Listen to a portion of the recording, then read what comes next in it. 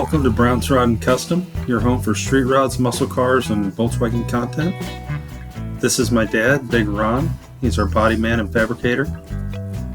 This is my beautiful wife, Megan, our editor-in-chief and supporter. And this is me, Adam, the designer and mechanic for our projects. If you find our videos helpful, like and subscribe for more content. Hey everybody, welcome back to Brown's Rod and Custom. Wanted to ask you guys if you could do me a favor. If you're watching these videos and checking out the channel and you like what you see, if you guys could hit the subscribe button for me, we would really appreciate that. We are working our way to trying to get monetized so that we can build bigger and better cars and more builds and so on and so forth and keep doing this. And that would help us a lot if you guys could do that for us. So that's really all I got for you. Really appreciate all of you. Stay tuned. We've got lots of cool builds coming. Lots of things starting to happen on a lot of different cars. So it won't just be the Thing. It's going to be the Thing, the 40 Ford, the Apache. There's going to be a lot of things happening. So just stay tuned, and I will try my best to get you as many videos as I can, including Don's 1957 Chevy two-door post that we're working on. There's a lot going on over there too. So stay tuned, guys. Thanks for everything. We really appreciate you. Have a great night. All right. Today we're going to explain how I wet sand a base coat, clear coat. This is actually a door. This is actually off a VW Thing. And what I wanted to go over a few things with you. There's a couple of little pitfalls here. You can see I'm just using a plastic bucket. Do not use your car wash bucket at home, or any bucket that's ever had any. Some of these car wash soaps have wax in them, so it's already contaminated. You do not want to put that on fresh paint. So I purposely will find a bucket that I know has never had anything in it of wax, anything, a petroleum product, a wax product, anything that'll screw up this door when I'm wet. I don't want to wet sand that in it. So what I end up doing is I put fresh water in it. I make sure the bucket's clean, and it's really clean. And then from there, it's pretty basic. What I end up doing, this is 3 coats of base coat and 3 coats of clear. What I end up doing is I give it a couple days to cure, and I want to just make sure it's, you know, they say you can do these in, 12 hours, whatever. A couple days to me is better safe than sorry. You know, this isn't a production shop. We don't have them time restraints on us. So we're relying on caution. So what I end up doing, you want to make sure when you start, you know, a lot of guys will say, you know, how much do you sand off? Where do you stop? What do you use? You know, well, what I'm using is wet and dry paper you can buy anywhere. And I'm using 1200, then I'm using 1500. Show me that sponge. I'm using a soft wet or dry sponge pad. It's 3M, I think. Yeah, 3M. And O'Reilly's, about any auto parts store have this stuff. And then I go to 2000. But remember, as you're buying this stuff, here's a pad, same one from O'Reilly's. It's 3000 grit and a 5000 grit. You're never going to wear them out hardly. You barely cruise it with them.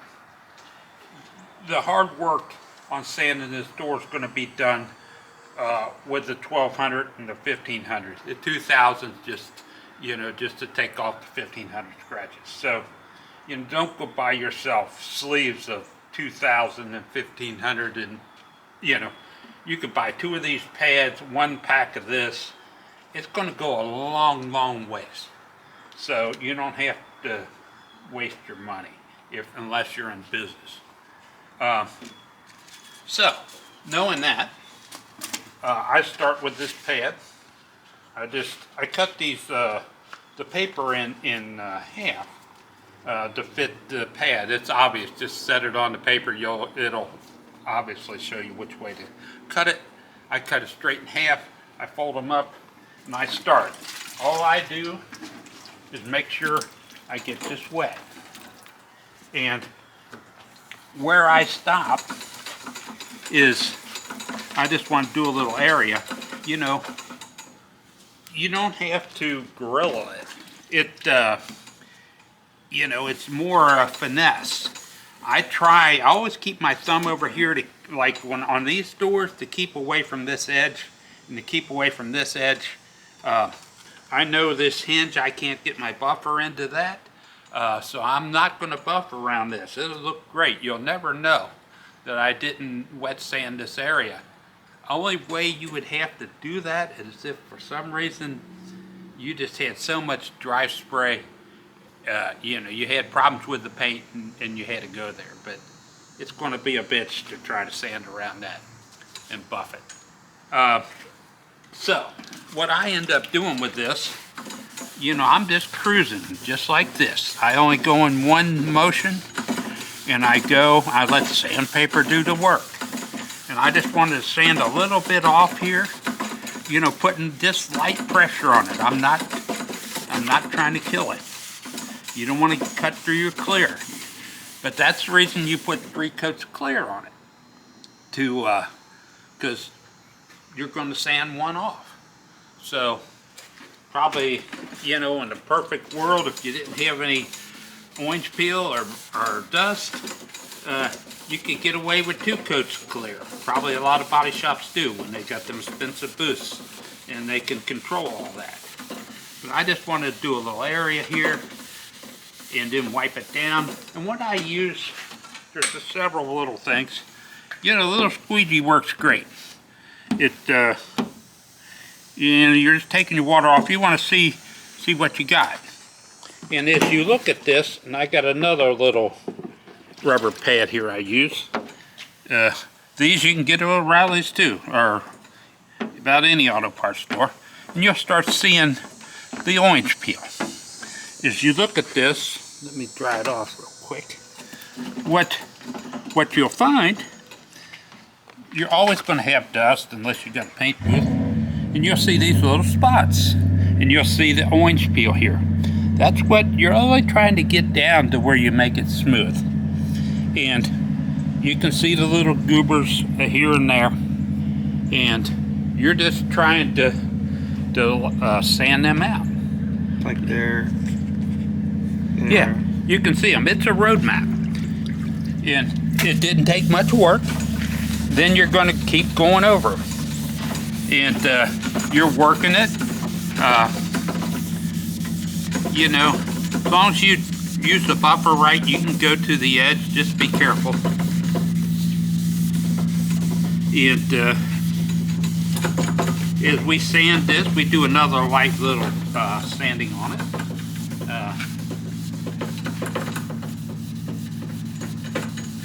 It's kind of a monotonous job, but it works. And you can see, you'll have the little, you can see the clear being sanded off. That's that white haze. But it's very slight. This is all.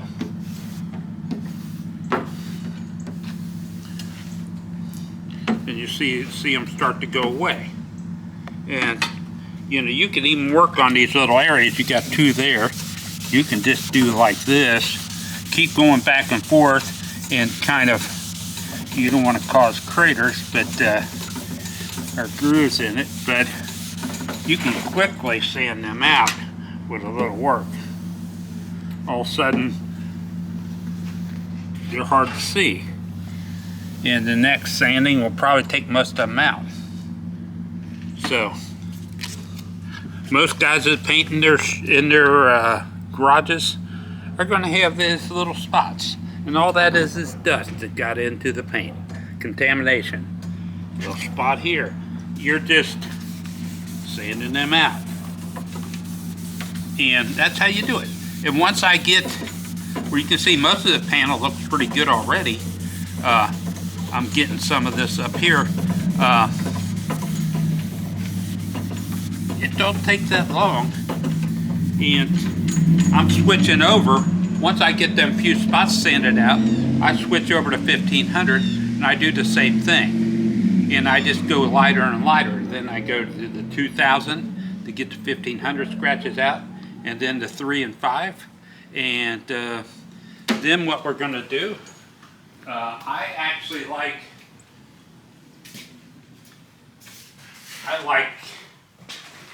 the big buffer's nice. I'm used to it, and what I end up doing with that, I'm using 3M rubbing compound and 3M polishing compound, and they're made for base coat, clear coat, for clear coat finishes. So with them, they're fairly expensive, but they go a long ways. One of them's going to do, you know, multiple cars, unless, you know, you had some real issues. So and this is what they look like after they've been wet sanded. You can tell there's no luster to this because he hasn't buffed it yet. But you'll see this is shiny here because he didn't wet sand this.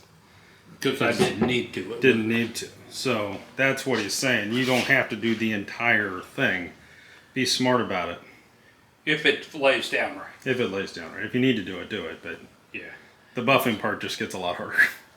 And these are just foam compound pad from 3M, and they just slap on there. And make sure you're using a buffer and not a grinder.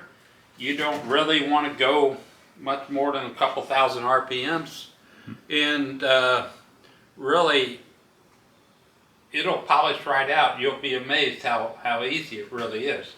And once you get it where it's looking good with the compound, you switch over to your polishing pad and your polish, and you hit it with that. And with this, I just want to warn you, this goes a long ways. If you just run a lot on there, you're going to fight it getting it off because you put way too much. It's little dabs go a long ways. Okay. So just do a couple dots kind of thing on your pad. Yeah, and feel that. Otherwise, it takes a lot of time to actually buff it all off. You got too much product on it. And then we use a Wizard only because it has it's paint friendly. It's got no silicone, no wax, nothing that'll hurt this base coat or this clear coat. So there's several products out there that do the same thing. You just wipe this on and wipe it off with a microfiber cloth. It's very easy to put on and take off, and it protects your finish. You can't really and it really brings out the shine. It does. It takes it to another level. But you got to remember, you know, you're not going to jump on this with a bucket of, you know, paint your car and then 2 weeks later take your car wash soap and go out there that has wax and actually got wax in it. There's a lot of them products here that you got to read them close. The reason we personally use, when we wash this kind of stuff, we're using the Wizard Wizard's wash. Wizard wash. And the reason why, if I read this to you, Wizard wash has a neutral pH and contains no acid, abrasive, silicone, waxes, or damaging sodium chloride. So what this does is it's not going to screw you. It's new paint friendly. Yes. For sure. Your paint's not going to do weird things because it's an easy way to get tripped up. Buy a soap that's made for at least the first couple months, and then you can do whatever you want. You can wax it, you can do whatever, but give it you know, a lot of people say 90 days. Give it 2 or 3 months to cure. And then you can put your wax on and do everything. You're using polish. You're going to, first couple months, this is going to be your friend. You know, you bring your car home, you want to take it to a cruise in or something. You wash it with that soap and you polish it, which don't take long with this. It goes a long ways. And it's going to look great. It's going to look like you just waxed your car. And it's going to protect it. So it's a good product. It works. We've been using it for years. But that's what I wanted to show you.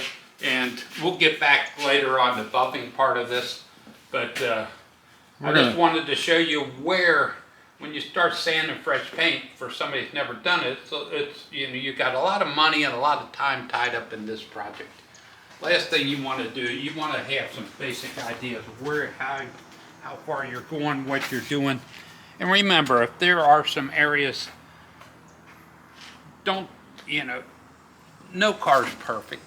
Don't try to make every spot disappear. You'll end up burning through your clear, sanding through your clear, and having to do it again. So, you know, be smart. Thank you.